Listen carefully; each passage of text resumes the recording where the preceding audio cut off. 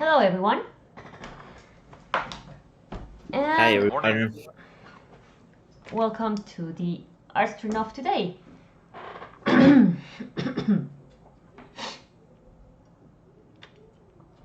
Colette. I'm the art director of this game, and these are my workmates, Tonio.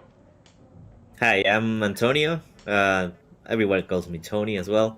I'm the programmer and game director of the game, and we also have Eri. Hi everyone. I am Eric. I do a lot of stuff, but mostly technical art. Yeah.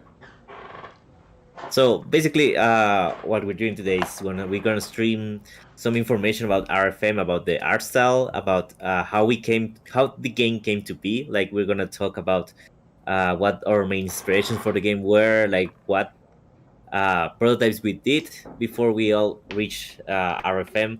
We're gonna talk a little more about the art style. Maybe if we have time, we're gonna talk about the characters as well. But let's see how fast do we talk, basically. So for everyone that doesn't know RFM, well, and doesn't know us, we are from Romeo.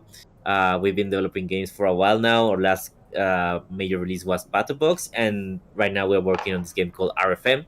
RFM, it's a roguelike action strategy game inspired on the 70s retrofuturism. Uh, but don't let me just tell you how like what the game is about. Let me show you. So, Colette, can you put the trailer a little bit first? Right on. So here we go.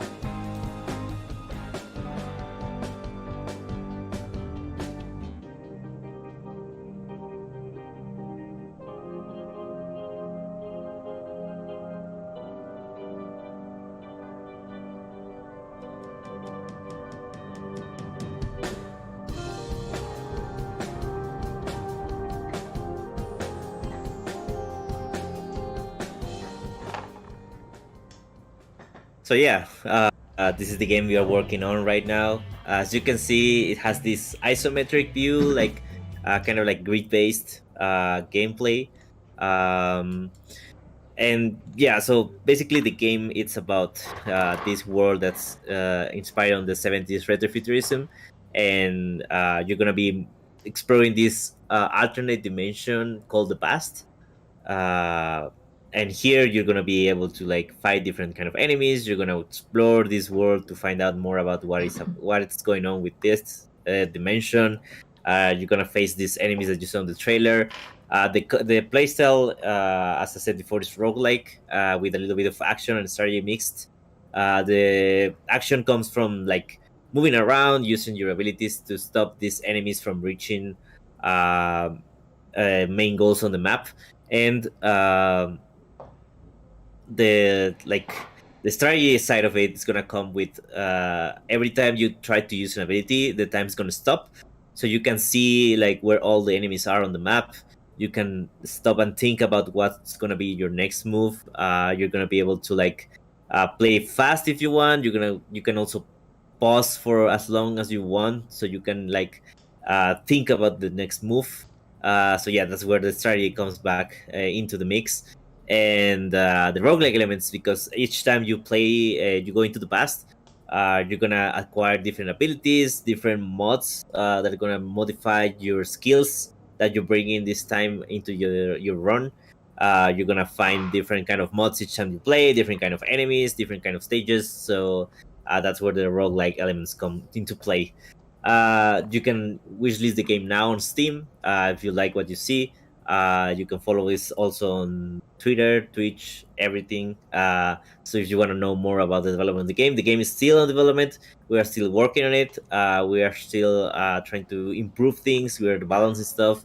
I hope we can share more about the another demo soon. But the main goal of the stream today is to talk about how this game came to be, our inspirations when making this game. Mostly on the art style kind of thing, but we're also going to show some of the old prototypes that we did before the game came to life and came into what it is known as now as RFM. All right. So yeah, as Tony was saying, when we started the game, when we were going to make the game, we were like really in a mood to do something like an isometric view. Like we were like, when we did Box, we had like this moment where we were tinkering around with the camera, and instead of being like on first person, we kind of messed it up for a little moment, and like we had like this weird isometric view, and we were like, hey, yeah, that's pretty neat. That looks really cool. I think we could try around with something like that.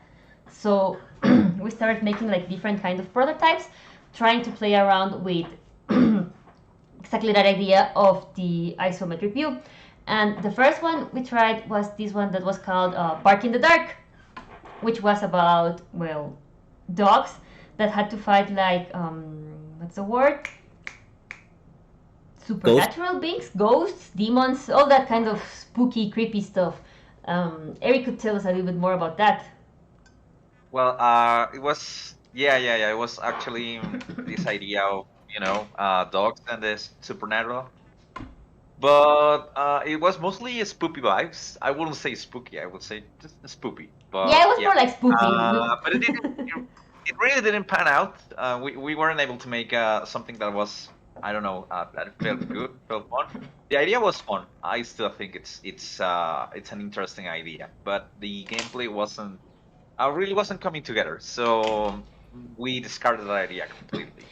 Yeah. We were really liking like the whole idea of like visually it looked great. We liked like the idea and everything, but this one was like completely action oriented. Like it was all like all real time and everything, and it felt weird to play around. Like the gameplay wasn't like completely like sticking together. However, we still like the idea of the game and like the, what's the word, the setting. So maybe one day we'll be able to make something new with it. But for now, we start like moving around with it. So these are a little bit more of like concepts of what we were doing with it.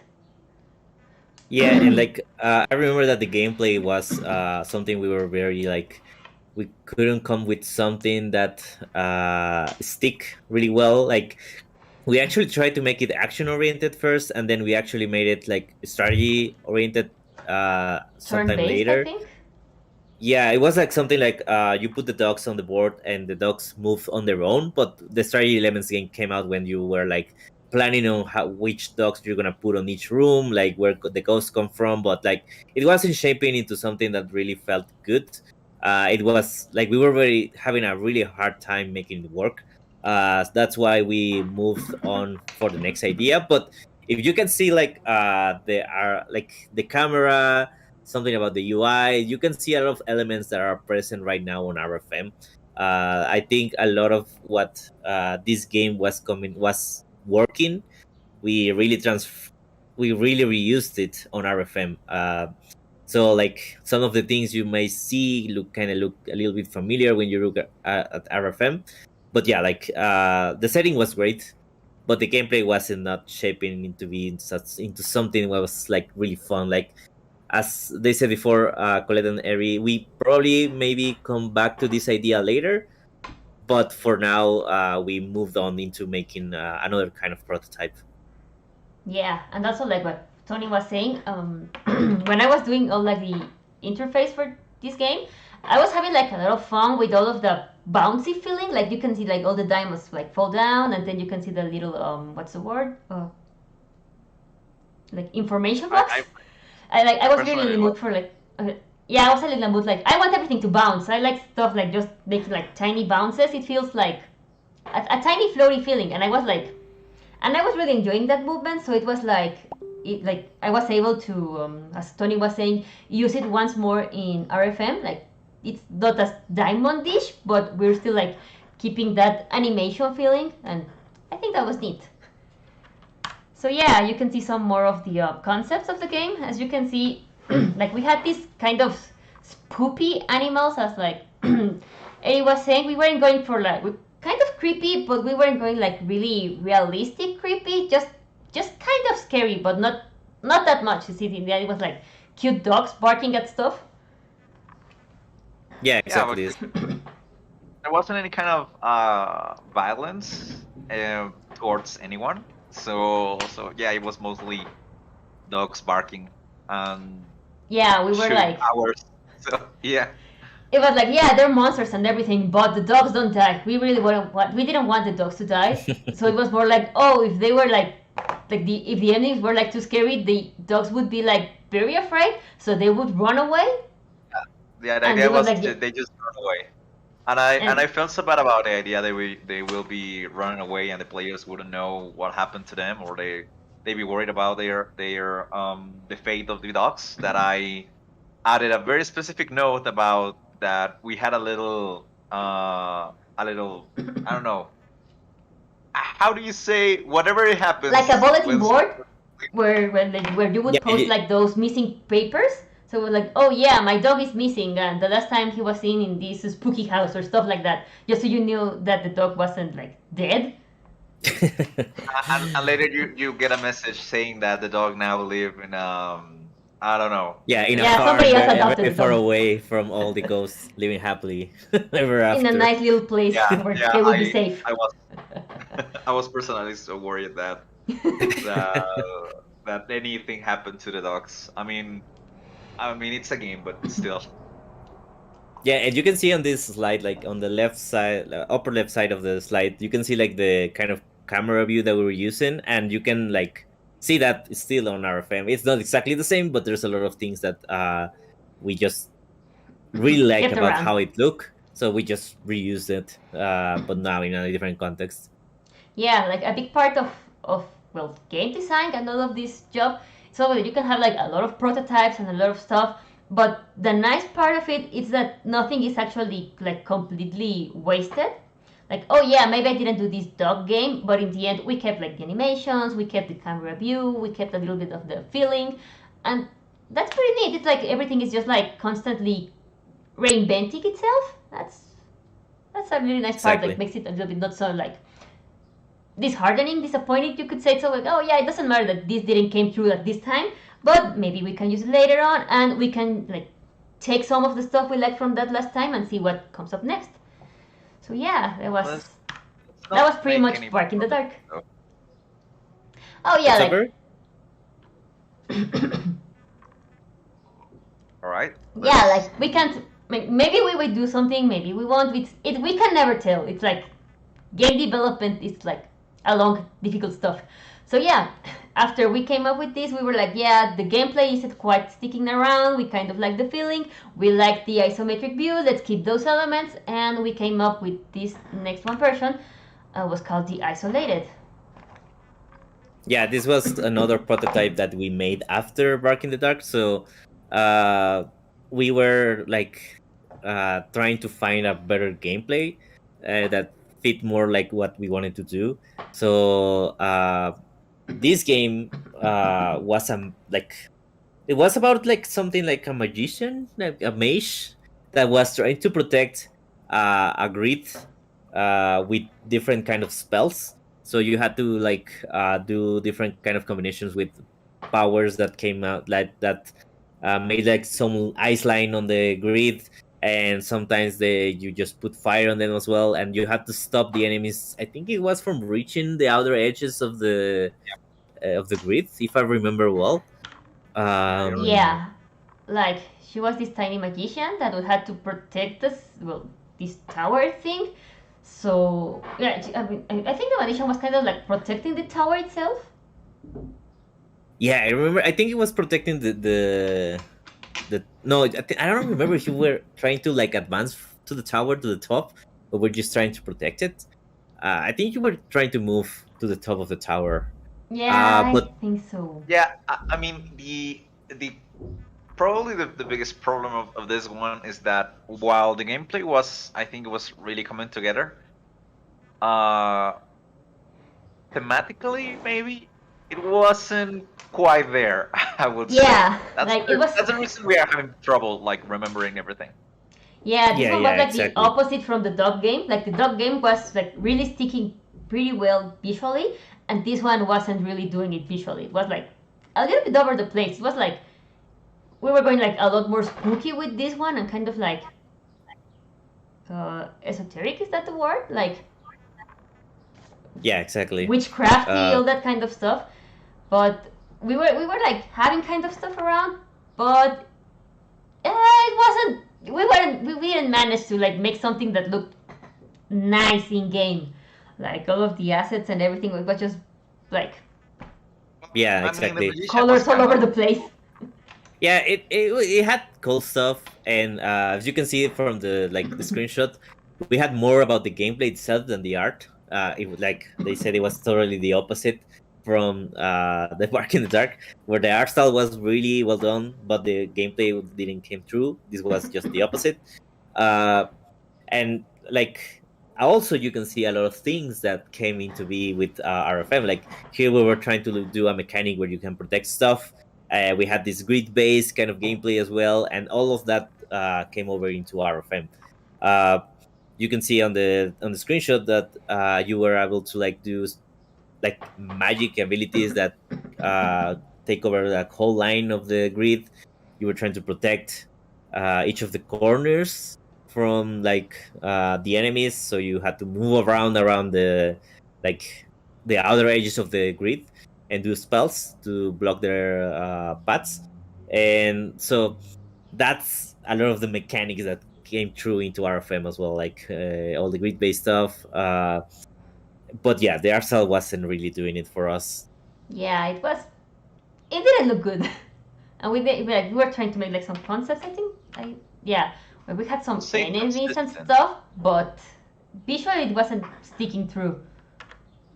Yeah, but that's a new one.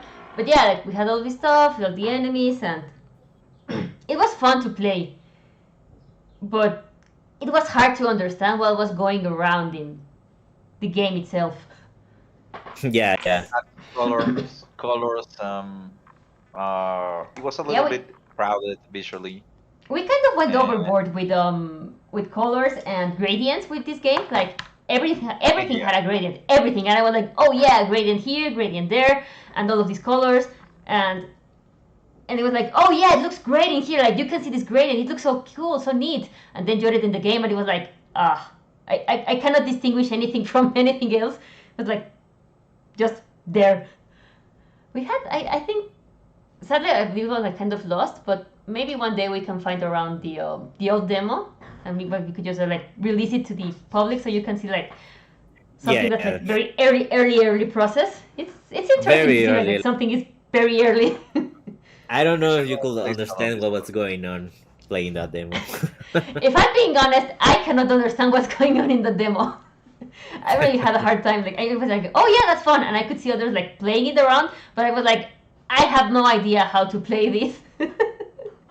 But it was good. Like it was getting there. So after that, we like had like this little how we could say it, like a brainstorming session where we were like, oh yeah, this part is good. We have this visual part. We have this gameplay. I think with this time is sticking around, but we have to try like a completely different setting because this one isn't quite like working around. So yeah, after this we came up with RFM, which here this was like one of the first concepts of the game, where like in the first iterations it still had that kind of what's the word again? Kind of look. Yeah, that witchcrafty kind of feeling of still like the old one from the Isolated, where it was more like, what could you call this? What's the word? Like it was way more surreal. Like you see Yeah, RFM that's the now word. and you think like it's a very surreal game, but you didn't see like the first iterations. Like Yeah, this it was. one, it was way too much of that, like kind of like trip, weird trip into this like dimension kind of like thing. So it was very very like all, if you can see the enemies, you can see like floating eyes with cubes, the nose over there, like it was very like mystical kind of stuff. uh but we felt like it was a little bit too much, so that's why we scaled it down into what RFM is now. Yeah, it was going a little bit way too trippy. So it was like, oh, maybe we could just tone it a little bit down. So we kind of worked it. Like this one was of the first prototypes. We at the start of the game we were like thinking it would be fun to have like an exploration bit where you would just like move around the different futuristic zones of the game, and after a certain point you would go to like a combat zone. Yeah, exactly. So like you had the, like if you can see on this concept art, you have like the first kind of area where Morgan was gonna be walking around normally. You're gonna be able to explore and talk to different NPCs, maybe find information about the world, and then when you came to the final zone, you were gonna start like the combat, right? You're gonna be fighting the game as it is now with the different kind of monsters and stuff.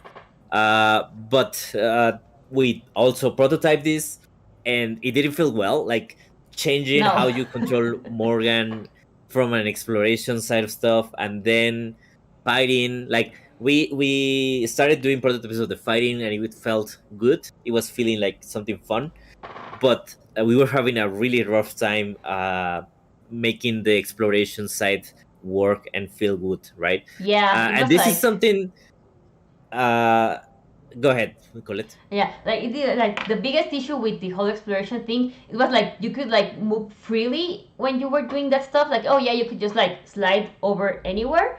But then when you got to the combat part, it was like completely locked into each slot. So it was like, why was I starting to like move around so choppily after I was just exploring like freely? So it was like a very jarring experience, like moving from exploring and playing, well, with from combat.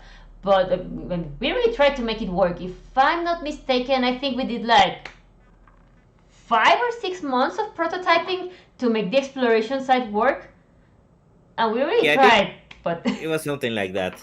We were trying to like recreate a little bit of the feeling that you have with Transistor. Transistor, if you don't know, it's a game by Supergiant. It's a very good game, and I think that the thing is that it works there because even in the combat side of things, you move exactly the same time, exactly as the same as in the exploration side of things. So it didn't feel as jarring as it did in this prototype. So we really wanted to like recreate something like that, but it wasn't feeling well. Like it was very weird. We were fighting too much against having the exploration side working, and this is something that actually we get commentaries from Patobox.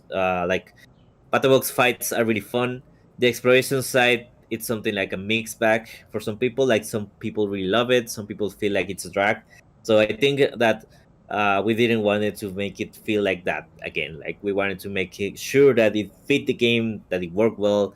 So that's why after a while we just decided to cut that side of the game, and we are like focusing on the fact that we are, it's a actually like a combat side of things, and that's why we just remove all the exploration side of it. I think it will help us to show more about the world, but the gameplay wise, it wasn't working at all. yeah, it wasn't fun. I mean, it looked really well.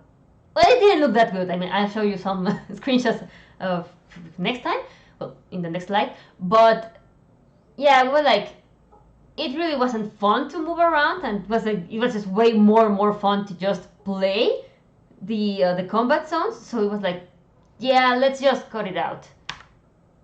So yeah, this is a newer concept where we were starting to like tone down the whole esoteric side. Like you could see this human being with like 3 eyes and like a gaping mouth being all like ah, and then we were just like, why let's just like make more like creatures, more like monsters and things that usually they look creepy, but they don't look as well, witchcrafty, I guess. It was more like, yeah, monster that's just like seeing you there, like kind of trippy, but a little bit less trippy. So yeah, like this is where we started to like coming with the concept of the bust. Basically, the bust is a dimension that's mixing two planes of existence, if that makes sense. So like the real world gets mixed into this different kind of world that's right now we are calling that is the Megin world, and basically the bust is the mix between those two. Like it exists mixing both of the worlds together. We're like I think my main inspiration, like when we were talking about the past and this dimension and everything, was two things. It was this game called Devil May Cry, but the worst Limbo? one of all of them. Yeah, like the remake of Devil May Cry. It doesn't have a number. It's just called DMC, I think. Ah, that's right. But From the bad. brunette Dante. You're being like too harsh on it. Nobody liked him because he didn't have his fancy white hair anymore. I mean that was the only reason, because the gameplay was actually good. But he doesn't have his nice fancy hair. The gameplay wasn't bad. Like it missed a lot of opportunities that it had, but the setting, the main character, it didn't work at all with the DMC, like the May Cry kind of vibes. That's why they just abandoned it after a while. But I remember that they had this cool thing about it that whenever you were fighting demons, you were gonna go into this it's called the limbo, where the real world gets all messed up because you're kind of like between, I think, the real world and hell, something like that. And that's something that looked really cool, like how the world got deconstructed into that kind of plane. So that's one of the main inspirations also for the past that we're using into RFM.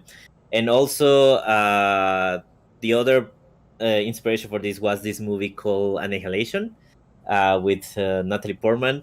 That also in that movie you go into this, like there's like a phenomena in the world where like something weird is happening to like this place, and they go and explore and they find that the world is mixing with different kind of stuff. Like you have these plant beings that were used to be humans. I think it was because the DNA of everything was mixing together or something like that. But yeah, so that's why that's are the main inspirations for the past, and that's where we came into like having this kind of weird thing, monster, and you can see the trees trying to come out of the station, like the metro station stuff.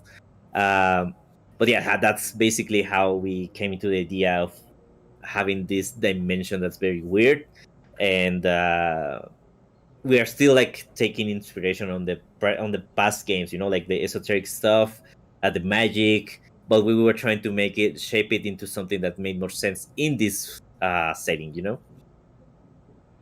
Yeah, like it was like in early development. We fleshed out a lot more the past until this point, but in here it was more like annihilation and creepy stuff. So yeah, here we were like, as I was saying, we were like starting to tone it down, and we had this feeling of like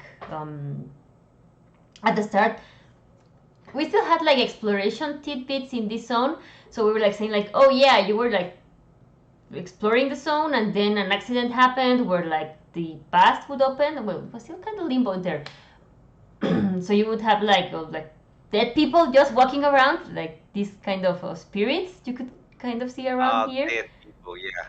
Yeah, these were actual dead people. They didn't you can see hide around like the dogs.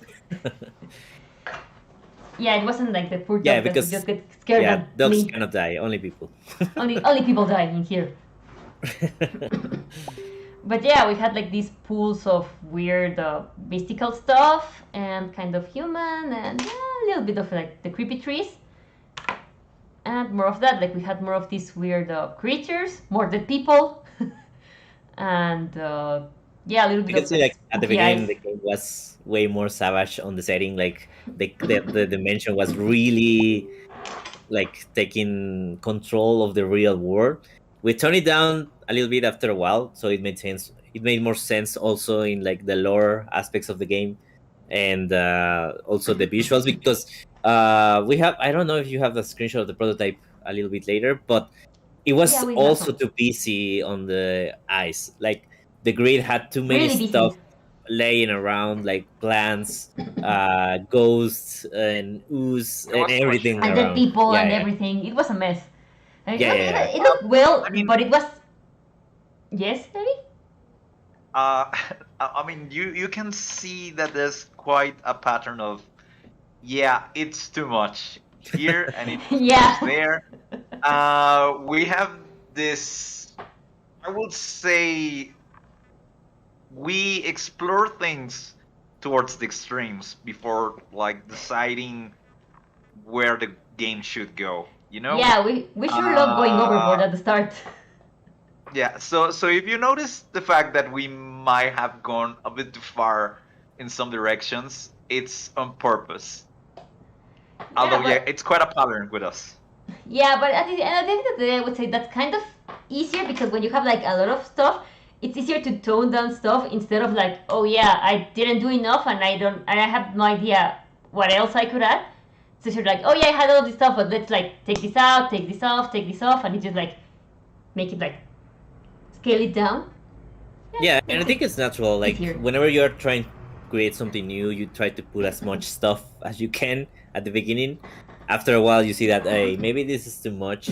But I think it's natural for everyone, and I think it shows like one of the skill sets with making games, that you have to be really realistic on the stuff that really works, that doesn't work, that maybe it went too much overboard and I had to remove stuff, but also try to keep as much as the essence as possible from the first concepts of the form of, or like the first ideas that you were coming out. But it's something Yeah. that you learn on the go, basically.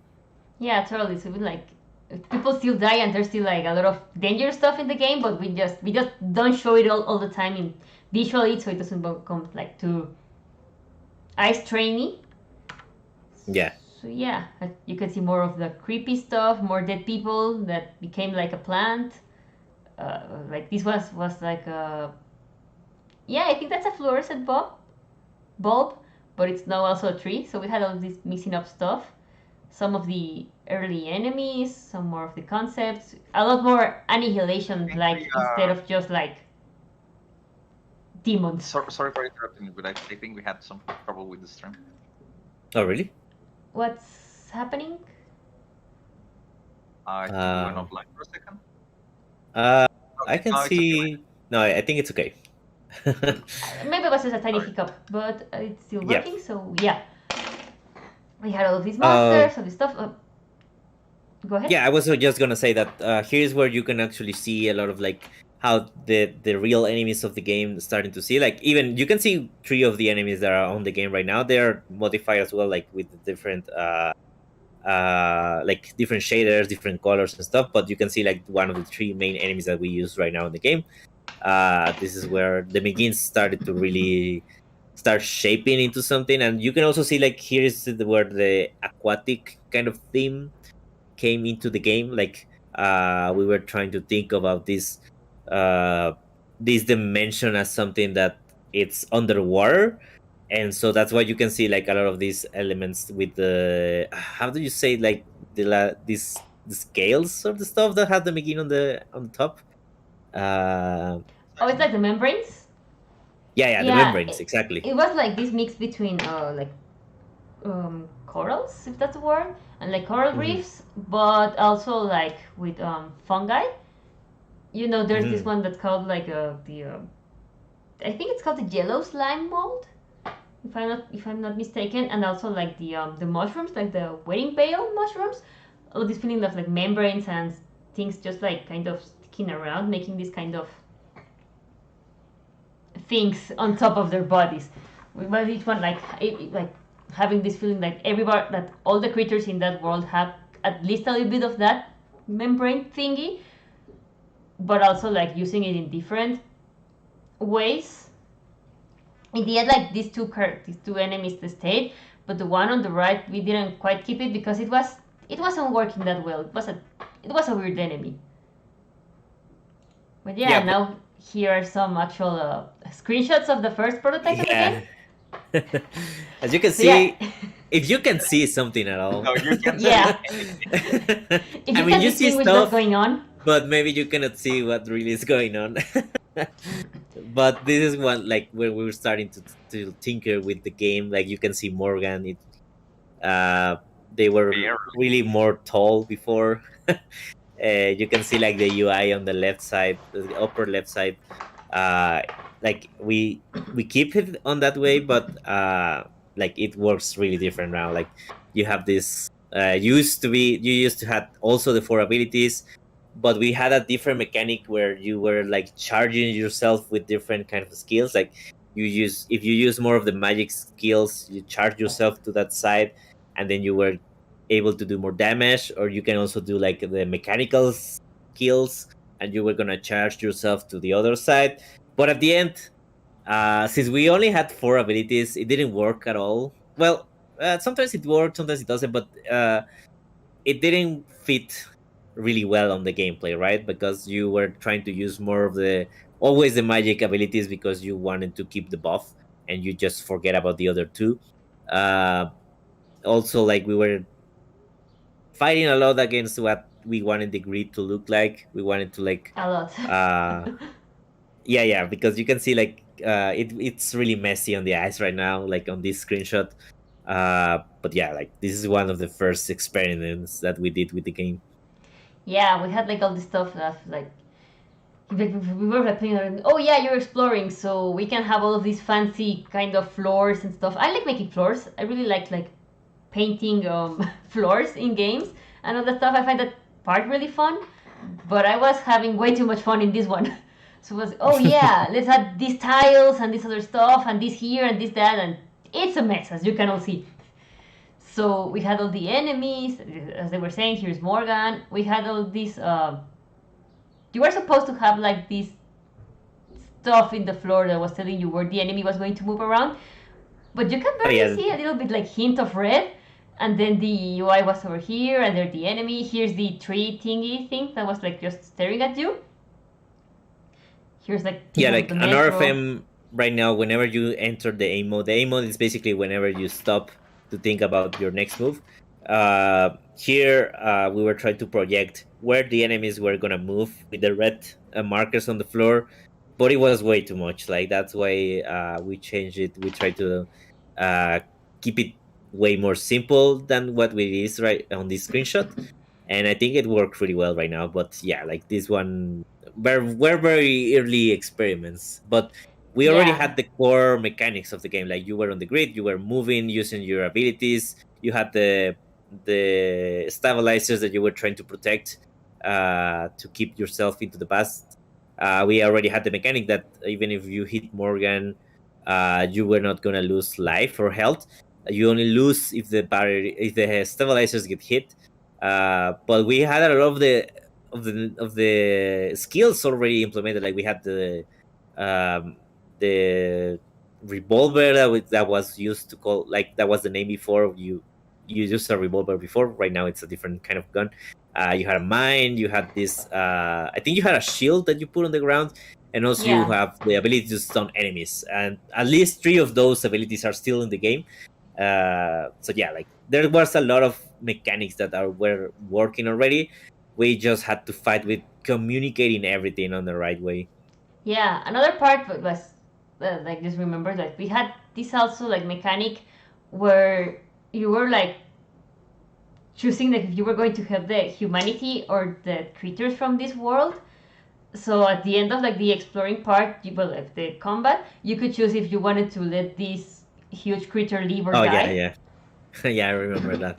Yeah, that part was kind of interesting. I mean, like this creature was kind of like wreaking havoc in the human world. Well, in that set in the past, but it was making like a mess. So you had to decide if you were going to let it be free or if you had to kill it and like save humanity, so to speak. That was kind of interesting, but it also felt true. It didn't work at the end, but we already had like all the fundamentals of the game as well. We had these different factions that you were gonna be working on, so you were able to like complete objectives with the human kind of factions or the Megin factions as well. Juno already was in these prototypes, I think. Yeah, she was already there. So yeah, like there a lot of stuff. Even if we changed a lot of the graphics, a lot of the like initial like fundamental stuff stick true, and that's where we saw that it was working, right? Because we didn't have to change everything like we did on the fast prototypes that we talked before. Yeah. So after this was like our second try where we were like, yeah, let's tone it down a lot on the textures, and we were trying something a lot more like cel shaded, a lot more flat. And in this case, I remember we did the whole floor in like a huge texture, so this was completely hand painted. I went like tile by tile by tile, but kept keeping it a lot more like simple, and it was a lot more readable. You could see a lot easier what was going on inside the game. Yeah, Otherwise, like it was kind of ugly, but yeah, we didn't find the right style yet, but we wanted, like, we already made sense that we had to make it way more clear because it was too much on the past grid and the enemies and everything, and we were yeah, still experimenting on the colors on the side of like how would the game looked. It wasn't quite there yet, but it was an interesting experiment. I think it looked also it kind looked of better. trippy. Yeah, it looked better than the last one, gaming wise, but it still was way too like it wasn't something that we felt like it was right there, you know? Yeah, it still had something a little bit lacking in there. But on the plus side, we could actually finally see Morgan in the game compared to the older one. We Yeah, were yeah. like, yeah, you can't see anything there, and it was like, oh, there's a character you're controlling. Yeah, exactly. After that, we had like some more variations until we came to something more like here, where you can actually start to distinguish stuff better. Yeah, this is a little more closer to what the game finally looks at the end. But we had the colors of the begins already figured out. We had the signs of the floor already figured out as well. Like it was way more clear. But you can see also like the stage has too much stuff laying around. That was what I was talking about before. You had like these plants all over the place, like all this stuff on the ground, and the tiles had like this, like we were on the metro, so were putting like the lines for to make it more like to make you feel like you were right really there, but it was too much again. Like it had too much of stuff laying around, so it was confusing to see the enemies coming at you. um so yeah, we had to still work a lot more into making it something more easily uh like you could see the enemies more easily, and also you could see like what you had to defend more easily, where to move and everything. Yeah, I the I fun think part was you can see a ghost here and another ghost here. Here's some dead people. I think the biggest problem of it was that there's quite not a lot of difference actually between the space where you can play and the rest of the scenery. So that was one of the reasons why it was so confusing. Like you cannot actually distinguish what's what you can navigate and what you can actually. Yeah, that was kind of a mess. We already had like as Tony was saying about the aim mode. There's one later on in the slideshow, but it was like, yeah, what told me I couldn't go over here? Why couldn't I go like over there or whatever? Like there's no clear indication where the combat zone ended. Like yeah, maybe we could have used the walking signs or something to make it feel like, oh yeah, that's the place where you can move around, but we didn't even do that. However, well, I was still a little bit fond of this version. I really liked the feeling it had. It felt kind of like gritty and weird, but yeah, it was still way too overboard. There was still a lot of stuff going on. It was still kind of messy, but as I was saying, we were finally getting there. We're finally getting somewhere. Yeah, and also you can see the UI on the upper left corner. It's a little bit more closer of what it is right now. We started to like how the feel of it, like changing abilities and how it looked like very stylish. So it was closer to what it is right now. Yeah, we wanted to play around with more like geometric shapes and all of this feeling like you cannot see it here, but still all that like feeling of the bounciness that I was taking before with the other game. But yeah. Yeah, you can see a little bit more like from the first slides where we're talking about this game, about the dogs and the mansion and the UI. You can see a little bit more of it into this kind of UI that it's in the game right now, and also on this screenshot. Yeah, it's somehow coming back. And yeah, that's more what we have right now, where we were finally like, yeah, we were like, hey, you know what? No more hand painted floor, because it's a lot of details, it's a lot of stuff. So we were like, yeah, how about we do the floor on 3D? Like beforehand, it was always like completely flat. It was just one texture spread around, simple plane. We were just painting around. And then it was, you're like, no, better make it 3D, which also gave us like the added benefit of being able to design different kind of combat zones. That's very useful. And we were like, yeah, let's keep it a lot more flat. We can keep the decoration and the creepy stuff like around the scenery, but the place where you were supposed to fight, we kept it like a lot more clean. Let me turn off the cameras a little bit. Yeah, you can see I it here. didn't Like realize that what the cameras were there. Yeah.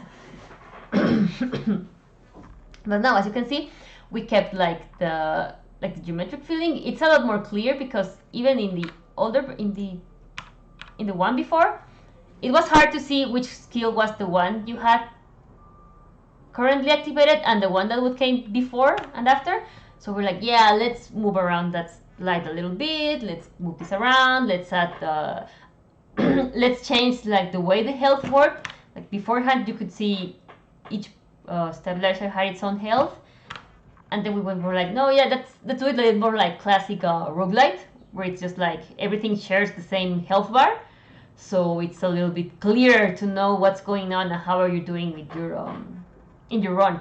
Still not final. We still need to like tinker around with the health bar, especially. Yeah, the game's still on development, so we are still trying to improve a lot of stuff, but like you can actually see stuff now, like you can see like where the enemies are. You can see where the stabilizers are. You can see where Morgan is.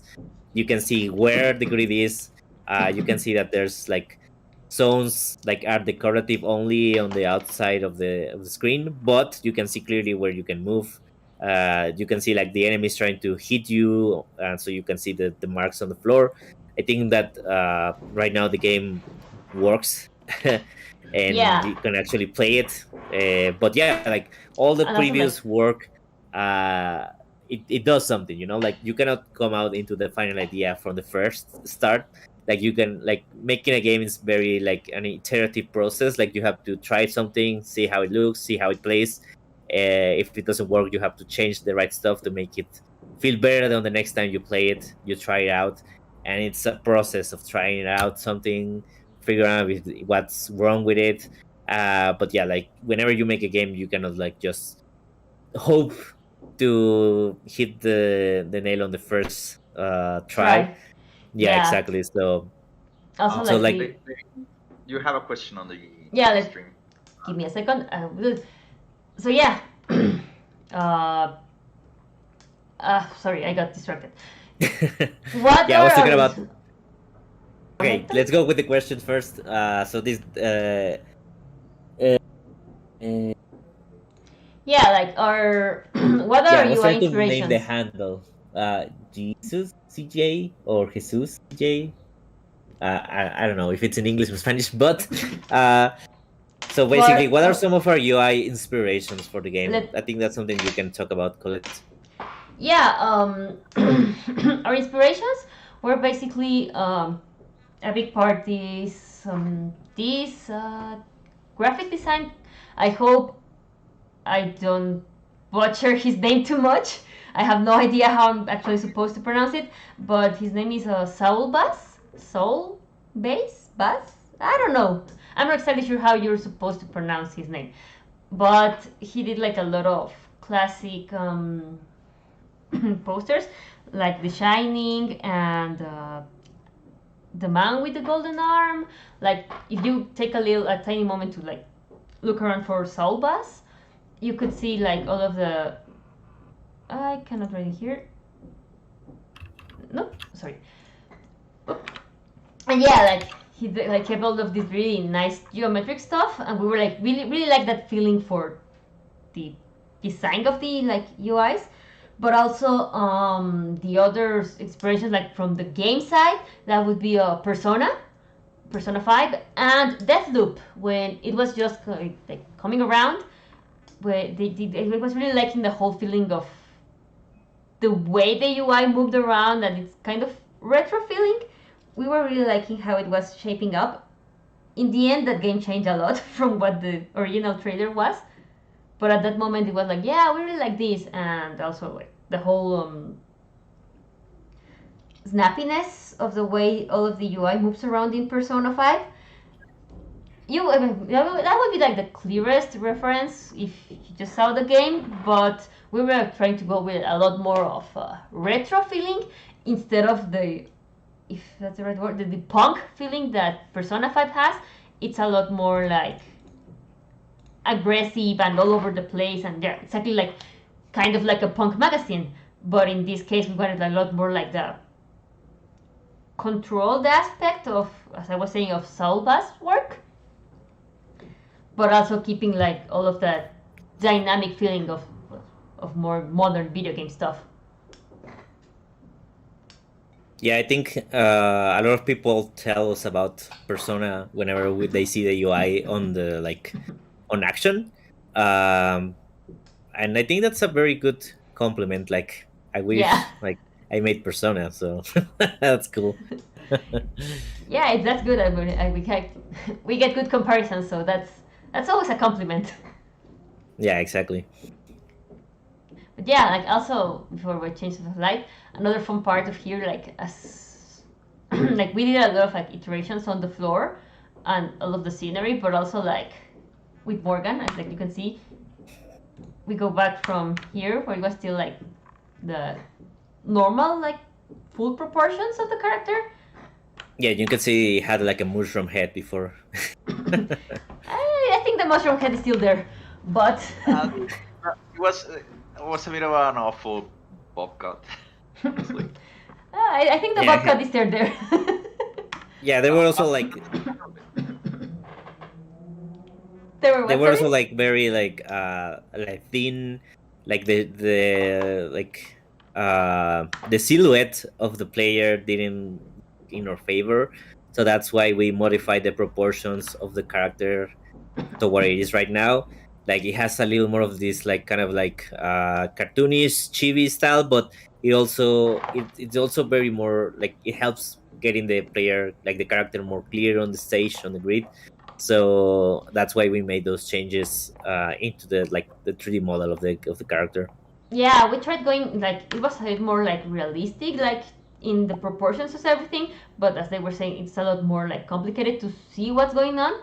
So we tried to go more of like another like scale down and more like what's the word? Final Fantasy Tactics feeling. Like everything is a lot more like short and chunky and easier to see what like place everything takes.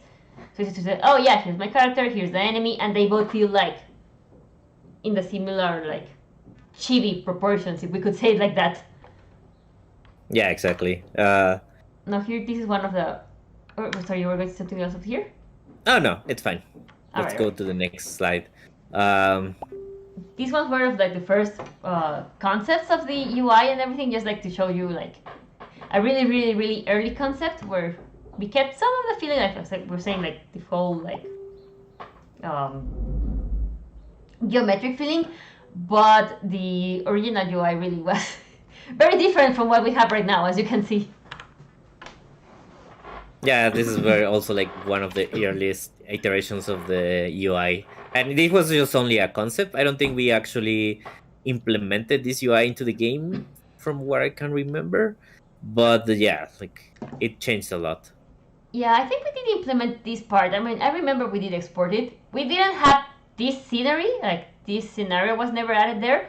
But I think the UI lasted for like a week, and then we went with the the card feeling of the other one. Yeah. So yeah, this is this is the I'm going to turn off the cameras again just so you can see the UI.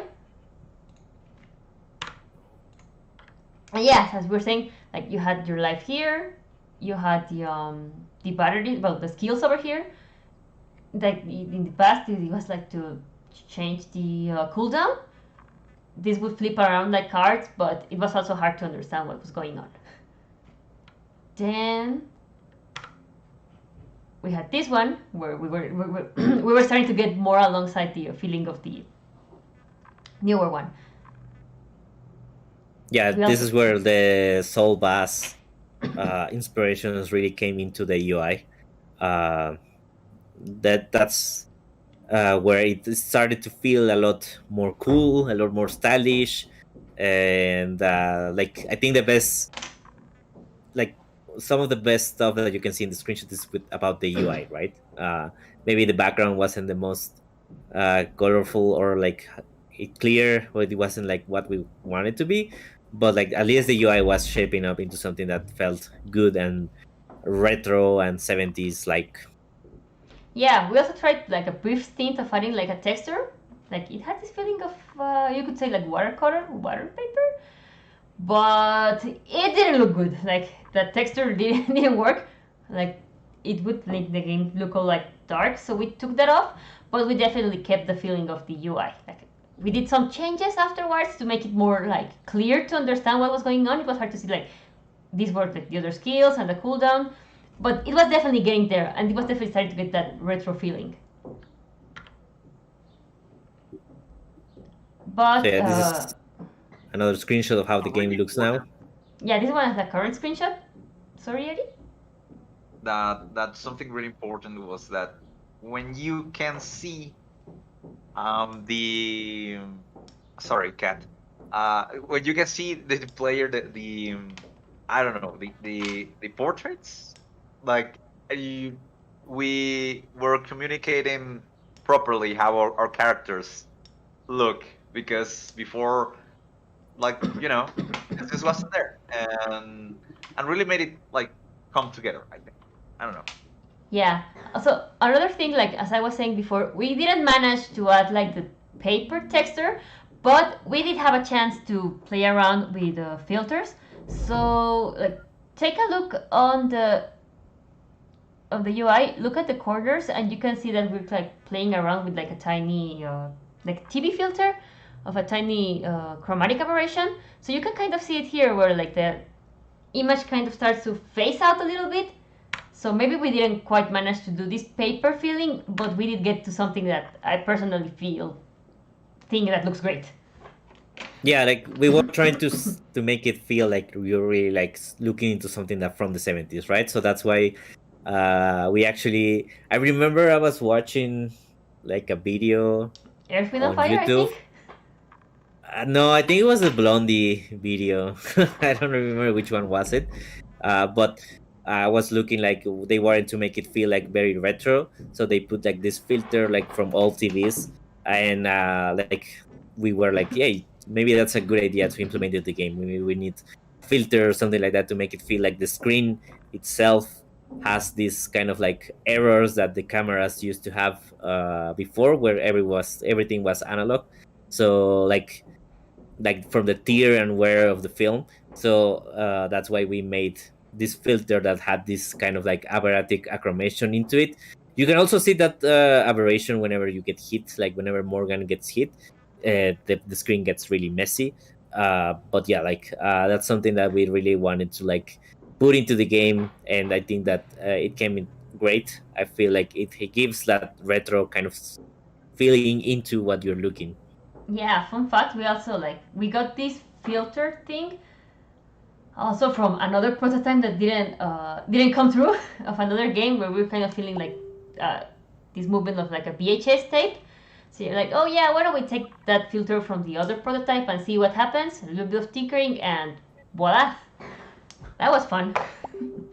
Yeah, like everything you make before, even if it's prototype, that doesn't come into light, it helps on the next. Like you always learn from trying to make something. You sure do. Let's see if I'm correct in this one. Oops. And yeah, here's, I'm going to turn off the cameras again, I forgot about that. And yeah, as you can see, here are the different versions of what we came through with the UI. The first one on the left corner is the one that I was telling you that was kind of where we came from the Deathloop inspiration, where they had this whole like very pretty colors falling down. That's all I could say about that. I really like the feeling of how everything moved in that one. So we came up with this idea, and also this whole feeling of like, hey, yeah, why don't we put Morgan's hand in the UI so it has a little bit more of a diegetic feel. And we came up with something kind of like this, but it was, and it's the one on the right where you can see like here's the prototype, where the concept. The animatic, we could say that, and then we have the first version where we took a little bit of those shape colors in the back. The first idea had a lot of shapes in the back, and it was kind of messy, so we scaled it a little bit down. And here's the one on the right. Yeah, those are actually in-game screenshots, right? The one on the top right. Yeah, all three are like in-game stuff, but except the one on the right, the left, sorry. Yeah. But we had this, and as we were saying beforehand, it was kind of hard to tell what were you using, what skill were you moving, which one was the one that was going to come before, because everything was on the right side. Yeah, so we actually, that's why we changed it into like a kind of like carousel on the next ones, where the like you can see if I try to move to the right skill, which one is gonna be, or to the left skill, which one you're gonna be next or previous. So it's a little more clear, like which one you're using right now. Yeah. Also, if we come like to a little throwback from the stuff from the Dog game, Back in the Dark, as I was telling you guys, we wanted to keep that bouncy feeling, so you can see like everything kind of just like makes tiny bounces. We have stuff moving around all over the place. Everything has like tiny bounces here, bounces there, with like making tiny feedback stuff that helps you like, oh yeah, I moved from the right side, so this part moves, the R button moves, the item moves like here, making it a lot more clear of what's going on. And these are like the two versions, like from we were saying the aim mode and all that stuff, where you have the like a tiny version of the UI and the extended version, but we kept all the feeling, and it looks a lot more like cohesive compared to the previous versions. Yeah, and it looks very stylish. I think we are like very happy on how it turned out. Like all the animations are very good. Just don't ask us how much time we spend on it. The answer is a lot. But yeah, as you can see, like we also moved around with the hand itself. Like we tried to add in a little bit more of details and playing around with the shapes. I actually had a lot of fun animating this one because it's all just like moving around the nodes of the vector images. I haven't done a lot more of animations in that style, but it was a lot of fun, just as a little tiny fact. And yeah. So yeah, this is a small like video of like how the game looks now, how the UI moves. You can see the filter a little more on this screenshot. Well, this animation. But yeah, like the game has really progressed from the start. You can see like how everything that we made before is an inspiration of what it is right now. And yeah, the game is shaping up into something really fun that looks really good, really different, and we're very happy on how it's looking right now. We're still working on it. We're still hard at work making it feel better each time we play it, so we can deliver something really good that we are comfortable like releasing into the wild. We are getting there. There's not much. It's not gonna take us years now. It's gonna be releasing this year, so be sure to check our Steam page. You can wishlist the game if you like what you see. Follow us on all of our social media, Twitch, YouTube, Twitter, even Facebook, Instagram, TikTok as well. So if you want to see more updates on the game, you can see it over there. Hopefully we can have a demo that we can share soon as well. There was a demo on the last next festival from Steam, but we are hoping we can share one in the future as well. And I think that's it, right, Colette? Yeah, that's I feel good. Yeah, we have more stuff prepared for the future. We're gonna be talking more about the character design. Yeah, the character design of the game. We were gonna talk more about the lore of the game, like who is Morgan, what they are doing here, like different supporting characters that are gonna be helping you out in your journey. We're going to talk about how they came to be, and yeah, hopefully you can join us on the stream as well to see everything. The next stream, it's probably going to be next month. I'm not exactly sure on the date, but we'll let you know on our social media pages. So make sure to follow us. We will share our news over on Steam as well. So be on the lookout for the next stream. Yeah, we hope we see you guys over there next month or around the time. Okay, thanks everyone for tuning in, and hope you enjoyed this look into how RFM came to be. Bye. Bye, everyone. See you, everyone. Thanks for joining.